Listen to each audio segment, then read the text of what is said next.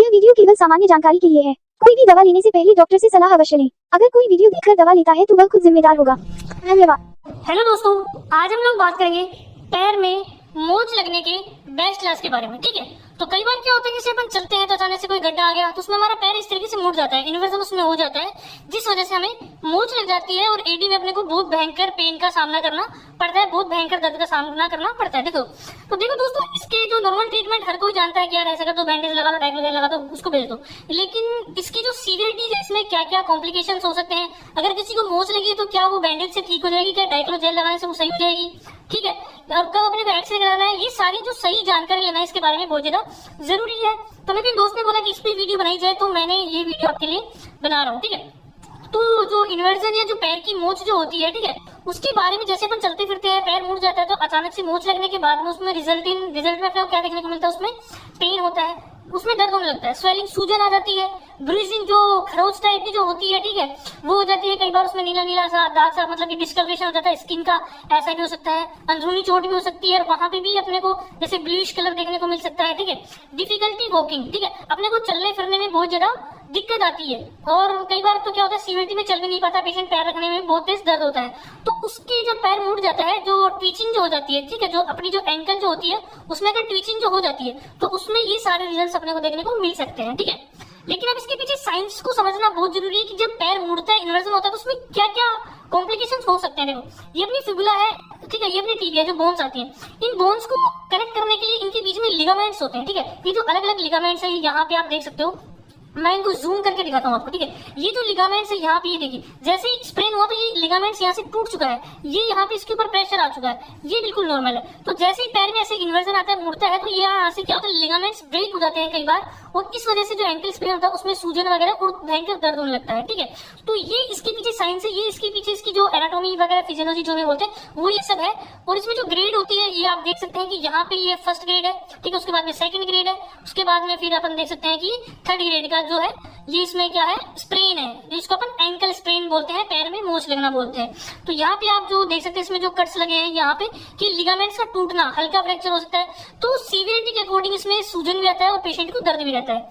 लेकिन अब जो बात आती है इलाज की, कि अगर पेशेंट अपने पास आ रहा है मोच का, तो अपने को पता नहीं है भाई अंदरूनी कैसी चोट है, उसको एक्सरे में पता लगता है, लेकिन फर्स्ट इसको ट्रीटमेंट अपने को क्या देना है, तो सबसे पहले आप उसको डाइक्लोजेल अप्लाई करेंगे ताकि उसको लोकली रिलीफ मिले, इंस्टेंट उसको रिलीफ मिले। ठीक है, कोई भी डाइक्लोफेनाक जो जेल है, पेन रिलीफ जेल है, वो आप वहाँ पे अप्लाई कर सकते हैं। अच्छे से अप्लाई करने के बाद में आपको इलास्टिक रेट बैंडेज, जो बैंडेज पट्टी जो आती है, ठीक है, जो जिसको अपन कई बार गर्म पट्टी बोलते हैं, ठीक है, वो जो आती है ना, वो आपको यहाँ पे बाइंड करनी है। और आपको ध्यान रखना, जो बैंडेज को लगाना अपने ऐसे, जो ये मिड कार्फ वाला जो जगह है ना, यहाँ से लेकर के और टो तक, यहाँ तक आपको 4 इंची वाली जो बैंडेज जो होती है, गर्म पट्टी जो होती है, उसको इस तरीके से आपको लगाना है, ताकि जो मूवमेंट होता है अंदर, वो मूवमेंट कम रहे और हीट प्रोवाइड होगी, तो वो जो घाव में स्वेलिंग है वो डाउन हो जाएगी, पेशेंट को पेन का फील नहीं होगा। ठीक है, और ये धीरे धीरे क्या हो जाएगी, सही होने लगती है इससे। ठीक है, तो ये जो बैंडेज होती है काफी हेल्प करती है जो मोच के लगने वाले पेन को रिलीज करने में और स्वेलिंग को कम करने में।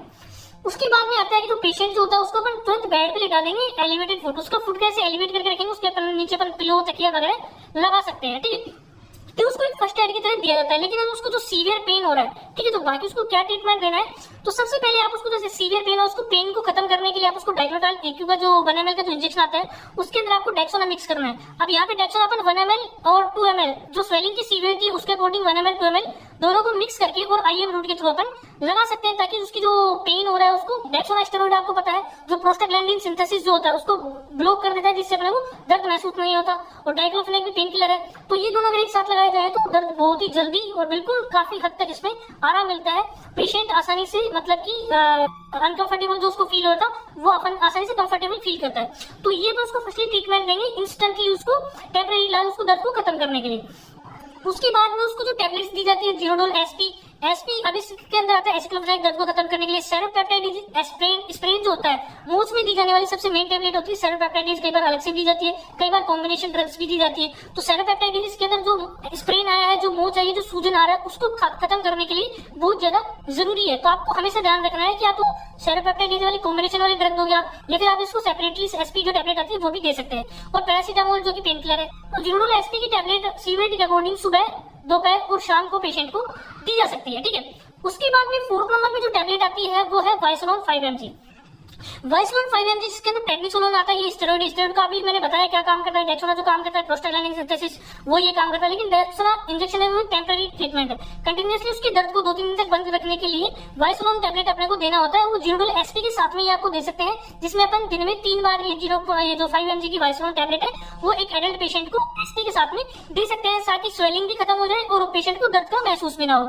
तो प्रेडनिसोलोन 5 mg टैबलेट जो होती है स्वेलिंग को खत्म करने में, एंकल स्प्रेन में बहुत ज्यादा यूज की जाती है, इसका बहुत ही ज्यादा इफेक्ट देखने को मिलता है। ठीक है, उसके बाद में अगर सीवियर पेन है, इफ पेन इज सीवियर, ठीक है, यहाँ पे लिखा हो इफ पेन इज सीवियर, अगर सीवियर पेन है तो आपको एसपी की बजाय, आपको जीरोडोल एसपी की बजाय आपको सेरोपेप्टाइड की सेपरेट टैबलेट देनी है। ठीक है, उसके साथ में आपको ट्रामाडोल 50 mg की जो कैप्सूल जो आती है, टैबलेट से कैप्सूल जो भी आती है वो आप उसको दोगे। ठीक है, जो ट्रामाडोल क्या होता है कि काफी सीवियर पेन में काम आता है, जो कि पेशेंट को लगभग मतलब उसको हो सकता है थोड़ी बहुत नींद आ सकती है, लेकिन उसकी जो दर्द को है बिल्कुल खत्म कर देता है। आप सबको पता है ट्रामाडोल कब काम आता है, सीवियर पेन में इसको यूज किया जाता है। नॉर्मल पेन में आप जीरोडोल एसपी दे सकते हैं। अगर सीवियर पेन है, सीवियर सूजन है, पेशेंट को दर्द मिट नहीं रहा है इससे, तो सेरोपेप्टाइड की टैबलेट अलग से साथ में ट्रामाडोल आप उसको दे सकते हैं। बाकी जो ट्रीटमेंट है वो एज इट इज आप दे सकते हैं। ठीक है, इतना ट्रीटमेंट आपको उसको देना है ताकि पेशेंट को जो दर्द हो रहा है उससे रिलीफ मिले। उसके बाद में आपको पेशेंट को क्या करवाना है कि जो हॉट वाटर होता है उसमें कई बार फिटकरी भी डालते हैं, और अदरवाइज हॉट वाटर जो होता है ना उसके अंदर आप उसको पैर को रखवाएं 10-15-20 मिनट तक, ताकि जो पेशेंट को जो हीट प्रोवाइड होती है ना उससे क्या होता है वो टिश्यूज खुल जाते हैं एक तरीके से, और वो जो स्वेलिंग है वो कम होती है, पेशेंट को दर्द का महसूस बहुत कम होता है। वहाँ पे जो ब्लड का जो सर्कुलेशन है वो काफी अच्छा हो जाता है, और वहाँ पे जो दर्द हो रहा है वो महसूस बहुत कम होता है, तो काफी स्वेलिंग में बहुत आराम मिलता है हॉट वाटर फॉर्मेट करने में। ठीक है, तो ऐसा पेशेंट को करने के लिए बोल सकते हैं। उसके बाद में आपको देखना है कि थ्रोम्बोफोब ऑइंटमेंट, थ्रोम्बोफोब ऑइंटमेंट का नाम आपने बहुत सुना होगा। कई बार अपन जो इंजेक्शन लगाते हैं उसकी गांठें वगैरह बन जाती है, तभी यूज में आता है। लेकिन थ्रोम्बोफोब ऑइंटमेंट आपको मोच लग जाने पे क्यों देना है, कब देना है, उसके बारे में अपन देखते हैं। तो पहला स्प्रेन में आपको देने की जरूरत नहीं है। अगर इंजरी टू लिगामेंट्स है, मैंने बताया था कि जो लिगामेंट्स टूटते हैं उसको स्प्रेन बोलते हैं। लेकिन अगर किसी को कंटूजन है, ठीक है, कंटूजन क्या होता है, injury to tissue blood vessels causing a bruise, ठीक है, जो खरोंच सी लग जाती है अंदर से, अगर उसकी वजह से ब्लड वेसल्स में ब्रेकेज हो गया है, टिश्यूज में ब्रेकेज हो गया है, और वहां पे जैसे जो थक्का सा बन जाता है कई बार ब्लड का, तो उसको ठीक करने के लिए थ्रोम्बोफोब ऑइंटमेंट दिया जाता है। ठीक है, अब यहाँ पे कंटूजन एक वर्ड है, स्प्रेन एक वर्ड है, स्प्रेन समझ लिया, कंटूजन समझ लिया। तीसरा वर्ड है एक्टिनोसिस। ठीक है, एक्टिनोसिस क्या होता है, ये एक ब्रूइश टाइप का ही होता है जो कि लार्जर साइज में होता है, साइज में लार्जर होता है। ठीक है, स्किन का जो कलर होता है डिस्कलरेशन होता है, इसके अंदर होता है डिस्कलरेशन, कंटूजन के अंदर भी हो जाता है। ठीक है, लेकिन इसमें डिफरेंस इतना होता है, ब्लीडिंग होती है इसमें, टिश्यू जो ब्लड वेसल्स का जो ब्रेकेज होता है वो जस्ट स्किन के अंदर, ठीक है, जस्ट स्किन की निचली वाली लेयर में होता है, उसको इकोमोसिस बोलते हैं। ठीक है, लेकिन जो कंटूजन होता है ना वो किसी भी लेयर में हो सकता है। इकोमोसिस और उसके बीच में ये डिफरेंस है, तीनों में आप डिफरेंस अच्छे से समझ सकते हैं। अगर आपको कहीं भी कंटूजन या इकोमोसिस दिखता है, उसमें डिस्कलरेशन दिखता है, ब्लड वेसल्स में अगर ब्रेकेज दिखता है आपको, तो वहां पे आप थ्रोम्बोफोब ऑइंटमेंट उसको अप्लाई करवाएंगे डाइक्लोफेनेक जेल के साथ में। ठीक है, ताकि जो वो इकोमोसिस और कंटूजन हो रखा है वो बिल्कुल खत्म हो जाए। तो थ्रोम्बोफोब का भी यहाँ पे यूज किया जाता है, वो सीवियरिटी के अकॉर्डिंग, कॉम्प्लिकेशंस के अकॉर्डिंग। तो यहाँ पे चीजों को समझना बहुत ज्यादा जरूरी होता है। अब if sprain and swelling are severe, अगर जो मोच है काफी सीवियर है, ठीक है, स्वेलिंग भी बहुत ज्यादा आ रखी है, तो आप उसका एक्सरे करवाएंगे। ठीक है, एंकल का आपको उसको ऑर्थोपेडिक के पास रेफर कर देना है कि कहीं उसको फ्रैक्चर तो नहीं है। ठीक है, बोन फ्रैक्चर हो सकता है। ठीक है, या फिर जो प्लास्टर्स उसको लगाए जाते हैं जो कि इमोबिलाइज, पैर को पूरी तरीके से इमोबिलाइज कर देते हैं, ताकि वहाँ के टिश्यूज जो होता है ना उनमें मूवमेंट नहीं होता है, लिगामेंट्स में मूवमेंट नहीं होता है, और वो जल्दी से जुड़ना स्टार्ट हो जाते हैं। ठीक है, वो हील होना स्टार्ट हो जाते हैं। या फिर स्वेलिंग और टेंडरनेस अगर ज्यादा होती है तो आप उसके पास भेजेंगे तो सर्जरी की जरूरत भी पड़ सकती है, लेकिन वो बहुत रेयर केसेस में है। लेकिन जो नॉर्मली जो अपन ट्रीटमेंट देते हैं वो आप अपने क्लिनिक पे इस तरीके से ट्रीटमेंट करेंगे तो पेशेंट्स को काफी अच्छा रिलीफ देखने को मिलता है। और बहुत ही कम पेशेंट्स होते हैं जिनको एक्सरे वगैरह की जरूरत पड़ती है। 99% केसेस में आप इतना ट्रीटमेंट अगर किसी पेशेंट को देते हो, ठीक है, सीवियर के अकॉर्डिंग, कॉम्प्लिकेशंस के अकॉर्डिंग, तो पेशेंट को काफी हद तक रिलीफ मिलता है। 100% पेशेंट इससे ठीक होते हैं। तो पैर में मोच लगना एक छोटा सा बात आपकी हो सकती है, लेकिन ये काफी माइल्ड से लेकर के बहुत सीवियर तक भी हो सकती है। तो चीजों को कॉम्प्लिकेशन और सीवियरिटी के अकॉर्डिंग अपने को ट्रीटमेंट पता होना चाहिए। तो आशा करता हूँ कि जो पैर में जो एंकल स्प्रेन जिसको बोलते हैं, पैर में जो मोच लग जाती है, उसको आप अच्छे से समझे होंगे। देखो, आसपास में जो मोच ठीक करने वाले होते हैं, कई बार कोई टीचर्स पीटीए है तो उनके पास आप ना जाएं, कहीं आपको वो सीवियरिटी और भी ज्यादा आपकी बढ़ सकती है। आप किसी आसपास में ऐसे कोई जो होते हैं ना अपने पास में कि वो ठीक कर देंगे, ठीक है, नहीं, प्रॉपर डॉक्टर को दिखाएं, आप प्रॉपर किसी क्लिनिक से ट्रीटमेंट लें। किसी भी आसपास में किसी को तोड़ने मरोड़ने वाले के पास ना जाएं, आपको सीवियरिटी ज्यादा हो सकती है। ज्यादा कंटूजन इकोमोसिस है तो वो और भी फैल सकता है, ब्लड वेसल्स में और ज्यादा ब्रेकिंग हो सकती है। ठीक है, तो आपको ये चीजें ध्यान रखनी है। आशा करता हूँ आपको अच्छे से समझ में आया होगा। एक चीज जो मैं आपको अच्छे से समझा देता हूँ कि इसके अंदर जो ये होता है ना, ये तीनों चीजों के अंदर जो स्किन जो होती है, स्किन के अंदर ब्रेकिंग कभी नहीं होती। ये इंटरनली जो होता है ना, इंटरनल घाव होता है, जो अंदर की चोट होती है ना वो होती है। स्किन के अंदर ब्रेक कभी भी नहीं होता तीनों के अंदर, ठीक है। उसी को कंटूजन स्वेलिंग और इकोमोसिस बोलते हैं, ठीक है। तो आशा करता हूँ आपको अच्छे से समझ में आया होगा। अगर आपको कोई इशू है तो आप हमें कमेंट में लिख सकते हैं, अदरवाइज मैं आपको लिंक दे दूंगा, डिस्क्रिप्शन में दे दूंगा, या फिर टेलीग्राम की, या फिर मैं कमेंट में पिन कर दूंगा। वहाँ पे आप मेरे ग्रुप को ज्वाइन कीजिए, वहाँ पे कोई भी क्वेश्चन आप डालिए, आपको हैंड टू हैंड जवाब देखने को मिलता है। तो अगर वीडियो अच्छी लगी तो कृपया लाइक करें। थैंक यू, धन्यवाद, जय हिंद, जय भारत।